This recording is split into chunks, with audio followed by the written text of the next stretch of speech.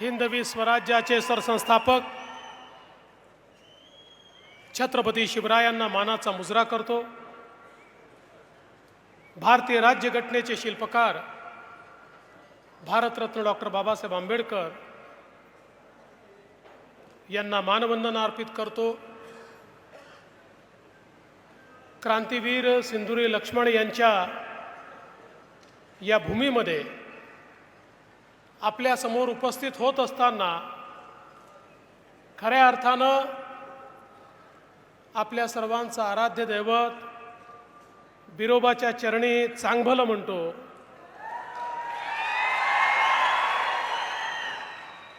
आणि आज ज्यांच्या प्रचाराकरता या ठिकाणी मी तुमच्यामध्ये उपस्थित आहे ती महाराष्ट्राची मुलुख मैदान तोप गोपीचंद पडळकर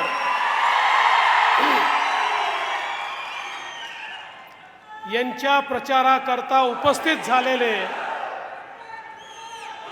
माझे सहकारी मंत्री सुरेश खाडेजी, सदाभाऊ खोत, डॉक्टर रवींद्र आरळी, दीपक आबा म्हैसाळकर, ब्रह्मानंद पडळकर, शिवानंद हैबतपुरे महाराज, दौलत नाना शितोळे, श्री आर के पाटील, श्री संजय पाटील, श्री अप्पासो नानवद, श्री चेतन सिंग केदार सावंत, श्री संदीप गिड्डे, सुप्रसिद्ध गायक साजन बेंद्रे, सुनील पवार, अंकुश हवाळे, संतोष मोटे, सुभाष कांबळे, संजय कांबळे, किरण शिंदे, सरदार पाटील, संजय तेली, विक्रम ताड, डॉक्टर सार्थक हट्टी, आकाराम मसाळ, सलीम गावंडी, दिग्विजय चव्हाण, परशुराम मोरे, प्रभाकर जाधव, राजू यादव, सुजाता पाटील, चंद्रशेखर गोबी, अण्णा भिसे, प्रमोद हिरवे, डॉक्टर ममताताई तेली, प्रकाश मोटे, तेजस्विनीताई वनमने, शिवराय बिडगर, मंचावरील सर्व मान्यवर, कोणाचं नाव सुटलं असेल तर लिहून देणाऱ्याची चूक आहे, माझी चूक नाही आहे, पण मी माफी मागतो। आज अतिशय आनंदाची गोष्ट आहे की महाराष्ट्रातल्या माझ्या प्रचाराची सुरुवात मी जतपासनं करतोय।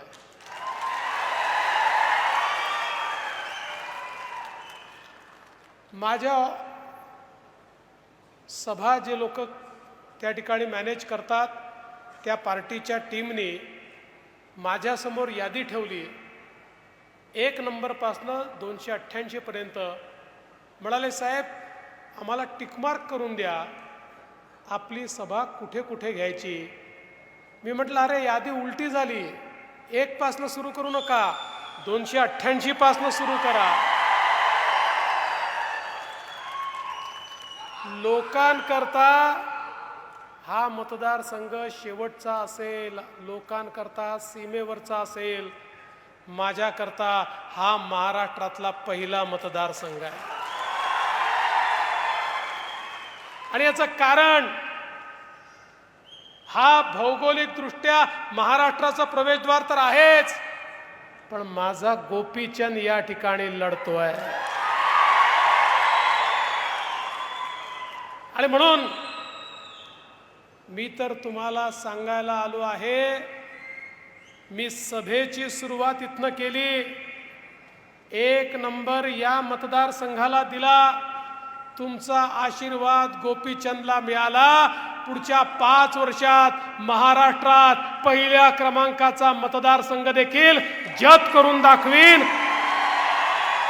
हा विश्वास तुम्हाला देण्याकरता या ठिकाणी आलो आहे। आज आपण पाहू शकतो, गोपीचंद पडळकर म्हणाले, आमची लढाई व्यक्तीशी नाही आहे, आमची लढाई दुष्काळाशी आहे। आणि या ठिकाणी महाराष्ट्रामध्ये वर्षानुवर्ष दुष्काळाचं राजकारण करणारे लोक आपण बघितले। याच जत तालुक्याबद्दल एक अतिशय काँग्रेसचे वरिष्ठ नेते म्हणाले होते, अरे जतमध्ये पाणी पोचलं तर माझ्या साखर कारखान्याला ऊसतोड कामगार मिळणार नाही, त्यामुळे इथे पाणी पाठवू नका। वर्षानुवर्ष सातत्याने या ठिकाणी पश्चिम महाराष्ट्रातला एक मोठा भाग, मग तो सातारा जिल्ह्यातला काही भाग, सांगली जिल्ह्यातला काही भाग, सोलापूर जिल्ह्यातला काही भाग, हा जाणीवपूर्वक दुष्काळी ठेवण्यात आला. इथला माणूस मागे राहायला पाहिजे, तो गुलाम राहायला पाहिजे, तो विस्थापित राहायला पाहिजे, म्हणून मुठभर प्रस्थापितांनी या भागाचा दुष्काळ दूर करण्याकरता कधीच प्रयत्न केले नाहीत. पण मला सांगताना आनंद वाटतो, 2014 साली तुमच्या आशीर्वादानं महाराष्ट्राचा मुख्यमंत्री झालो आणि 2022 साली पुन्हा राज्याचा पाटबंधारे इरिगेशनचा मंत्री झालो. ही जी 7.5 वर्ष मला मिळाली, या 7.5 वर्षामध्ये अशा प्रकारचे प्रकल्प हातामध्ये घेतले. गोपीचंद, मी तुमच्या साक्षीनं यांना शब्द देतो, अरे तुमच्या पिढीने दुष्काळ पाहिला असेल, येणारी पिढी दुष्काळ पाहणार नाही. दुष्काळाला भूतकाळ करण्याची ताकद आज या ठिकाणी आम्ही तयार केलेली आहे. अरे कृष्णा कोयना उपसा सिंचन योजना 8,272 कोटी रुपये आपण दिले आणि म्हैसार विस्तारित योजनेला 2,000 कोटी रुपये आपण दिले. अरे या जतमध्ये 64 गावांचा दुष्काळ हा नेहमी करता भूतकाळ करण्याचं काम आपण करतो आहे. दुष्काळी तालुका, दुष्काळी गावं अशा प्रकारची ओळख ही पूर्णपणे पुसून टाकणार आणि त्या ठिकाणी बागायती शेती होणार, अशा प्रकारची व्यवस्था या ठिकाणी आपण केली. आज आपण पाहू शकतो, टेंबूची योजना असेल, म्हैसाळची योजना असेल, सगळ्या योजना युती सरकारच्या काळात 95ला सुरू झाल्या. 99 ते 2014 कुलूपबंद होत्या.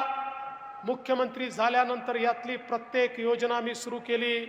मला आजही आठवतं की ज्यावेळी आम्ही सांगोल्याला ती उपसा सिंचन योजना केली, त्यावेळी गणपतराव देशमुख देखील म्हणाले होते की 50 वर्ष मी संघर्ष केला, पण काँग्रेस जे करू शकली नाही ते भारतीय जनता पक्षाच्या सरकारनं करून दाखवलं. अशा प्रकारचा लढा हा दुष्काळाच्या विरुद्ध आपण केला. टेंबू उपसा सिंचन योजनेला 7,370 कोटी रुपये आपण दिले. सांगली जिल्ह्यामध्ये 2 लाख हेक्टर जमीन ही पाण्याखाली आणण्याचं काम हे आपल्या सरकारच्या माध्यमातून झालं. आणि आता एवढंच करून आपण थांबणार नाही आहोत. याच्या पुढे केवळ उपसा सिंचन योजना करून थांबायचं नाही.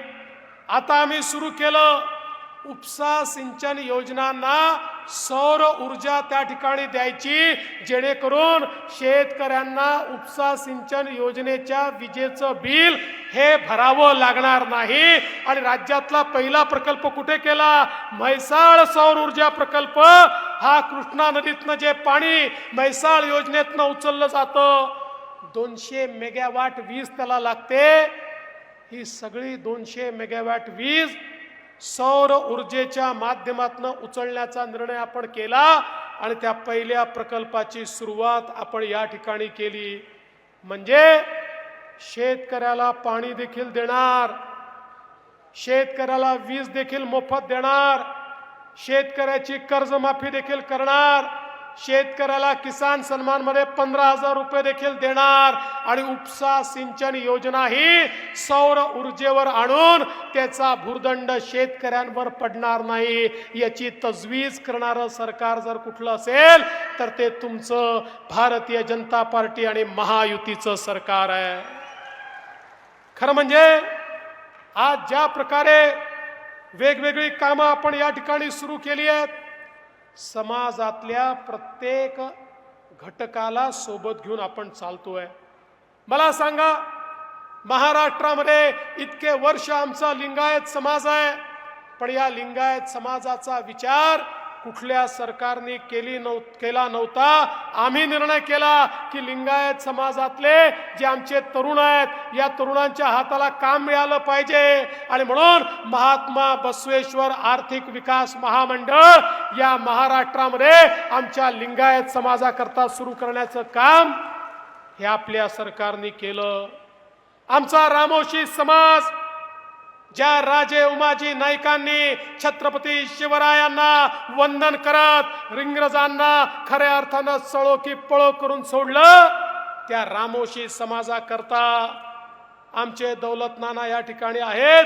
त्यांचीच मागणी होती. राजे उमाजी नाईक आर्थिक विकास महामंडळ आपल्या सरकारने केलं आणि रामोशी समाजाला पहिल्यांदा राजाश्रय देण्याचं काम आपल्या सरकारने केलं. लोणारी समाज ज्या समाजाकडे सर्वाधिक दुर्लक्ष सरकारचं होत होतं, त्या लोणारी समाजासाठी विष्णुपंत दादरे आर्थिक विकास महामंडळ तयार करून लोणारी समाजातल्या आमच्या तरुणांना देखील हाताला काम मिळेल अशा प्रकारची व्यवस्था आपल्या सरकारने सुरू केली. आणि नाभिक समाजाकरता देखील संत सेनाजी महाराज केशशिल्पी महामंडळ आपण तयार केलं.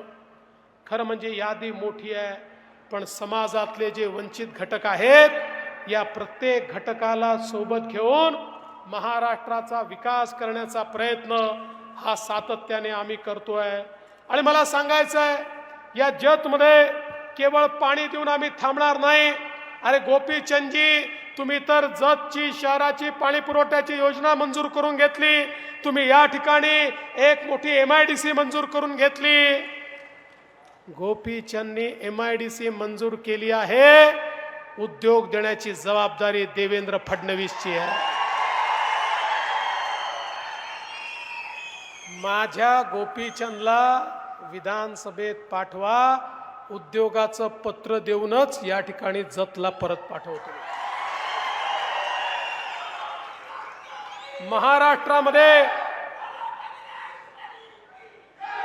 महाराष्ट्रामध्ये एकूण देशात जेवढी गुंतवणूक आली आपल्या सरकारने त्या गुंतवणुकीपैकी 52% गुंतवणूक महाराष्ट्रात आणली आहे. म्हणजे एकूण इंडस्ट्रीतली सगळी वेगवेगळ्या क्षेत्रातली गुंतवणूक जी आहे संपूर्ण देश मिळून 48% आणि एकट्या महाराष्ट्रामध्ये 52%. अरे ही गुंतवणूक माझ्या महाराष्ट्रातल्या तरुणाईच्या हाताला काम देणार आहे. माझ्या महाराष्ट्राला पुढे नेण्याचं काम या ठिकाणी आपल्या सरकारच्या माध्यमातून होणार आहे. आज लाडकी बहीण सारखी योजना आपण आणली. आम्ही लाडकी बहीण योजना आणल्यानंतर काँग्रेसच्या नेत्यांच्या पोटात दुखायला लागलं. लाडक्या बहिणींनो समजून घ्या, आम्ही तुमचे सख्खे भाऊ आहोत, पण तुमचे काही सावत्र भाऊ देखील आहेत. काँग्रेसचे हे तुमचे सावत्र भाऊ कोर्टामध्ये गेले. नाना पटोले आणि सुनील केदार यांचे अधिकृत निवडणूक प्रमुख कोर्टामध्ये गेले आणि कोर्टात त्यांनी मागणी केली, लाडकी बहीण योजना बंद करा, लेक लाडकी योजना बंद करा, मुलींच्या मोफत शिक्षणाची योजना बंद करा, महिलांना 50% एसटीत दिलेली सवलत बंद करा. सावत्र भावांच्या पोटात दुखतंय, कधीतरी महिलांना काही मिळतंय. पण चिंता करू नका, जोपर्यंत तुमचे भाऊ मुंबईच्या मंत्रालयामध्ये बसले आहेत तुमच्या योजनेला नखाचा धक्का देखील आम्ही लागू देणार नाही.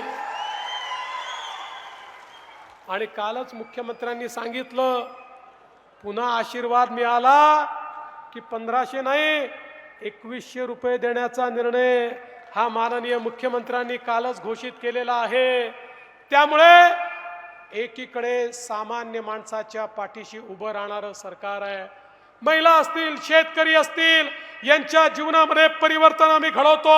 अरे आता तर पुढच्या 2 वर्षामध्ये शेतकऱ्यांना केवळ मोफत वीज नाही 24 तास वीज देता येईल ही तजवीज आम्ही सुरू केलेली आहे. शेतकऱ्यांना रात्री शेतीत जाऊन काम करावं लागणार नाही, दिवसा शेतीमध्ये त्यांना 12ही महिने वीज मिळेल.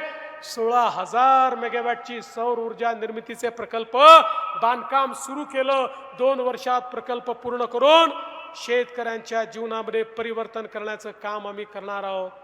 बंधू भगिनींनो, ही निवडणूक विधानसभेची निवडणूक आहे. या ठिकाणी खऱ्या अर्थानं काँग्रेस पार्टीचे उमेदवार मतं मागतायत. आज राहुल गांधी देखील महाराष्ट्रात आले आहेत. खरं म्हणजे मला तुम्हाला या निमित्ताने सांगायचं आहे, राहुल गांधी ज्या प्रकारची मोट बांधतायत या महाराष्ट्राकरता आणि देशाकरता घातक आहे. भारत जोडो नावाचं संघटन सुरू केलं. आम्हाला वाटलं भारत जोडो किती चांगलं काम आहे, भारत जोडो करतायत किती चांगलं काम करतायत. आता लक्षात आलं त्या भारत जोडो मध्ये 150-200 संघटना आहेत. यातल्या 100च्या वर संघटना अराजक पसरवणाऱ्या संघटना आहेत, अल्ट्रा लेफ्टिस्ट संघटना आहेत, एनार्किस्ट संघटना आहेत, ज्यांचा ट्रॅक रेकॉर्ड बघितला तर समाजामध्ये विद्वेष कसा तयार होईल, समाजामध्ये दुर्भावना कशी तयार होईल, समाजाचा विश्वास कसा त्या ठिकाणी कमी होईल, देशाच्या संविधानाहून, देशाच्या सुप्रीम कोर्टावरनं, देशाच्या व्यवस्थेवरनं समाजाचा विश्वास कसा कमी होईल याचा प्रयत्न करणाऱ्या अनेक संघटना या राहुल गांधींच्या भारत जोडो मध्ये या ठिकाणी सम्मिलित झालेला आपल्याला पाहायला मिळत आहे. बंधू भगिनींनो, हे भारत जोडो आंदोलन नाही, भारत तोडो आंदोलन आहे. आणि माझा राहुल गांधींना सवाल आहे, या अल्ट्रा लेफ्टिस्ट लोकांकरता तुम्ही संविधानाच्या नावाने लाल पुस्तक का दाखवताय? लालच पुस्तक तुमच्या हातामध्ये काय आहे? कोणाला तुम्ही लाल पुस्तकातनं इशारा देताय? बंधू भगिनींनो, सोपं नाही आहे. आपल्या समाजाची वीण हे पूर्णपणे तहस नहस करण्याचं षडयंत्र हे राहुल गांधींच्या नेतृत्वामध्ये काँग्रेस पक्ष करतोय. हा त्यांचा प्रयोग आहे. या महाराष्ट्रामध्ये अराजक तयार करायचा आहे. पण तुमचा आशीर्वाद आमच्या पाठीशी राहिला तर अराजकता नाही, या महाराष्ट्राला विकास मिळेल. शेवटच्या माणसाच्या जीवनामध्ये परिवर्तन घडवण्याकरता आम्ही मैदानामध्ये आलो आहोत. आणि तुम्ही जर या ठिकाणी आमच्या गोपीचंदला निवडून दिलं, मी तुम्हाला सांगतो तुमच्या विकासाची गॅरंटी हा देवा भाऊ या ठिकाणी घेतोय. अरे गोपीचंद आणि देवा भाऊ मिळून या जत मध्ये एक मोठं परिवर्तन करून दाखवतील. आणि त्याकरता आमच्या गोपीचंदला मुंबईला विधानसभेत पाठवा एवढीच विनंती करतो आणि माझं बोलणं संपवतो. धन्यवाद. जय हिंद, जय महाराष्ट्र. लोकशाही मराठी ऐका, पहा, जागरूक रहा.